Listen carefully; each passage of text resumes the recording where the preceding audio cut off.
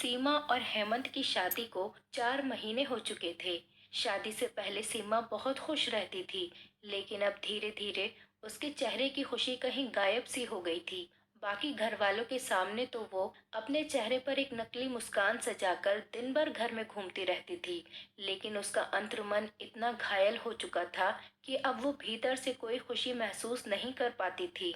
उसे ऐसा लगता था जैसे ये शादी करके उसने अपनी जिंदगी की सबसे बड़ी भूल कर दी हो और उसकी सारी जिंदगी ही इस विवाह के चक्कर में बर्बाद हो गई हो। हेमंत ने इतने दिनों में ना तो कभी पत्नी को जानने समझने की कोशिश की और ना ही वो पत्नी से ज्यादा बातचीत करता था। रात को एकांत मिलने पर भी वो बस अपनी जरूरतें पूरी करने के चक्कर में ही लगा रहता था और सुबह होते ही मानो उसे पत्नी से कोई मतलब ही नहीं था।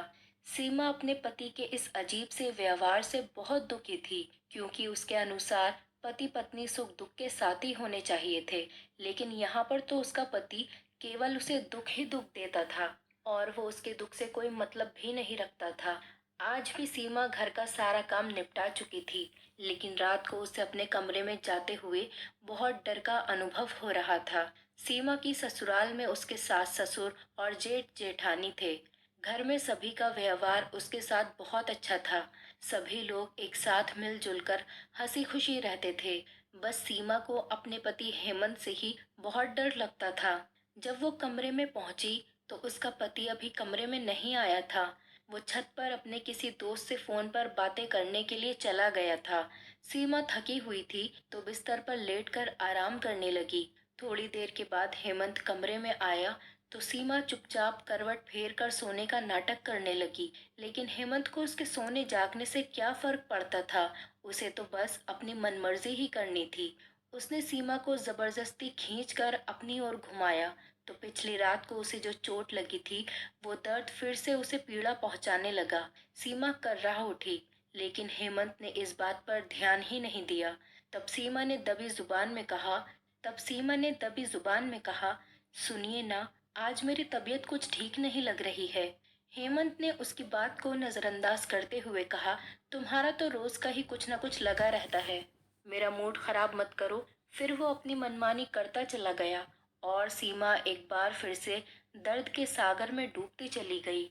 देर रात तक रोते रोते वो कब सो गई उसे कुछ पता ही नहीं चला। अगली सुबह उसकी नींद टूटी तो वो आईने के सामने जाकर खड़ी हुई। दर्द से तड़पती सीमा आईने में अपनी गर्दन और चेहरे पर दांतों के निशान देखकर रो पड़ी। तो पति चिल्लाया, अब सुबह सुबह रोने धोने का नाटक लेकर क्या बैठ गई तुम? औरत हो तो इतना दर्द तो झेलना ही पड़ेगा। अब मैं अपनी पत्नी पर भी हक नहीं जता सकता क्या? सीमा की आंखों से आंसू बहने लगे और हेमंत पैर पटकते हुए कमरे से बाहर निकल गया।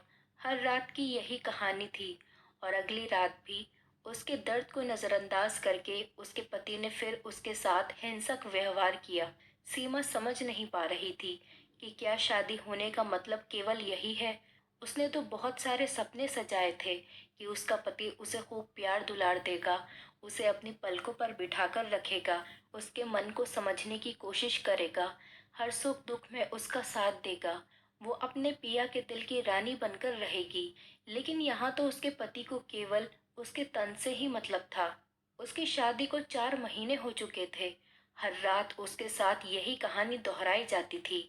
सुबह उठकर वो मेकअप से अपने जख्म छुपाने की कोशिश करती थी। घर में सबको यही लगता था कि अभी वो नई नवेली दुल्हन है, इसीलिए वो इतना सारा मेकअप कर रही है। उसकी जेठानी भी उसे छेड़ती रहती थी। सास भी मुंह दबाकर हंस पड़ती थी, लेकिन किसी को नहीं पता था कि बंद कमरे में उसके साथ क्या होता है। उस समय तो वो भी फीकी सी मुस्कान के साथ शर्मा कर रह जाती थी, लेकिन भीतर ही भीतर दर्द के मारे उसका दिल फटने लगता था। शर्म के मारे वो अपनी तकलीफ किसी को बता भी नहीं पाती थी। एक जख्म भरता नहीं था, दूसरा जख्म उसे मिल जाता था।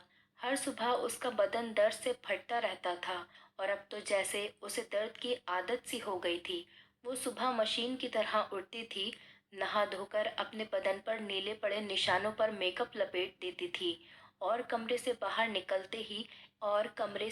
निकलते ही एक नकली मुस्कुराहट की चादर ओढ़कर बाकी सबके साथ घर के कामों में जुट जाती थी।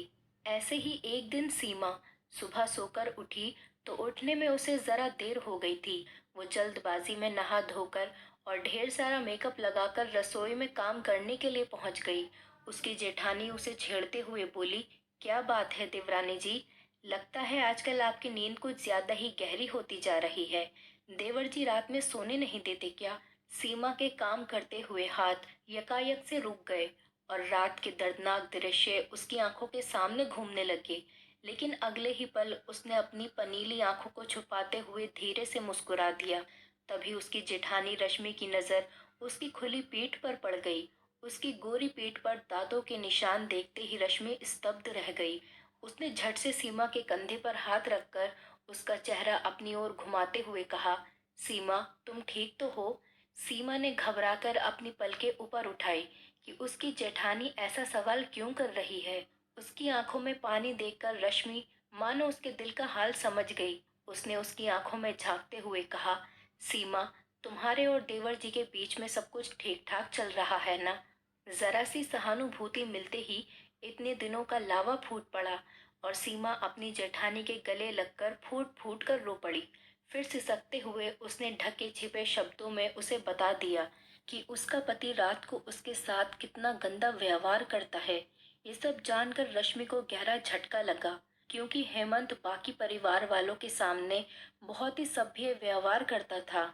दुनिया वालों की नजरों में वो एक आदर्श बेटा, अच्छा देवर और सज्जन आदमी था।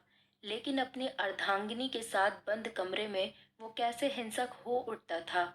रश्मि ने सीमा के आंसू पोंछते हुए कहा रश्मि ने सीमा के आंसू पोंछते हुए कहा, तुम इतने दिनों से चुप क्यों थी? तुम्हें गलत के खिलाफ आवाज उठानी चाहिए थी। तुम मुझसे बात कर सकती थी, मम्मी जी को बता सकती थी या अपने घर में किसी को बता सकती थी। सीमा नजर चुराते हुए बोली, दीदी मुझे शर्म आती थी। मुझे लगता था कि पता नहीं लोगों को ये सब पता चलेगा तो वो लोग क्या सोचेंगे। सीमा रश्मि को समझाते हुए बोली। ये सुनकर रश्मि बोली, बहुत सी औरतें ऐसे ही शर्म और लिहाज के कारण जिंदगी भर ऐसी तकलीफें झेलती रह जाती हैं। लेकिन औरतें कोई मशीन नहीं होती कि मर्द केवल उनका इस्तेमाल करते रहें।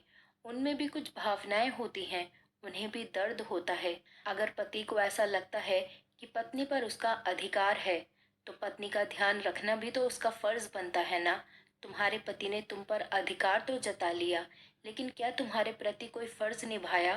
सीमा ने सर झुका लिया तो रश्मि उसका हाथ पकड़कर उसे सासू माँ के कमरे में लेकर चली गई। सरिता जी उस समय अखबार पढ़ रही थी। रश्मि ने उनके हाथों से अखबार लेकर टेबल पर रख दिया तो सरिता जी बोल पड़ी, अरे बहू, अखबार क्यों छीन लिया तूने? देश दुनिया की खबर भी नहीं पढ़ने दोगी क्या? रश्मि उनके पास बैठते हुए बोली, मम्मी जी, देश दुनिया की खबर बाद में पढ़ लीजिएगा, पहले ये देखिए कि आपके घर में क्या हो रहा है। इतना कहकर उसने सीमा की पीठ पर का निशान उन्हें दिखा दिया और सारी बातें भी बता दी। सरिता जी अपना सिर पकड़कर बैठ गईं और कहने लगी, मुझे नहीं पता था कि मेरा बेटा ऐसा है।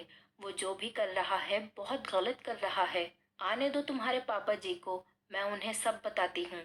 फिर हम सब मिलकर उसे समझाएंगे। आज सीमा के तपते मन को एक शीतलता मिल गई थी कि उसका पूरा परिवार उसके साथ है।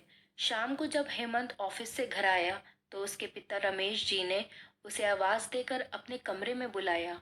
हेमंत पिता के कमरे में पहुंचा तो रमेश जी ने उसे समझाते हुए कहा, बेटा देखो, पति पत्नी का रिश्ता बहुत ही खूबसूरत होता है, लेकिन जो पति अपनी पत्नी को अपनी जरूरतें पूरी करने का माध्यम समझते हैं वो अपनी जीवन संगिनी के साथ बड़ा गलत करते हैं।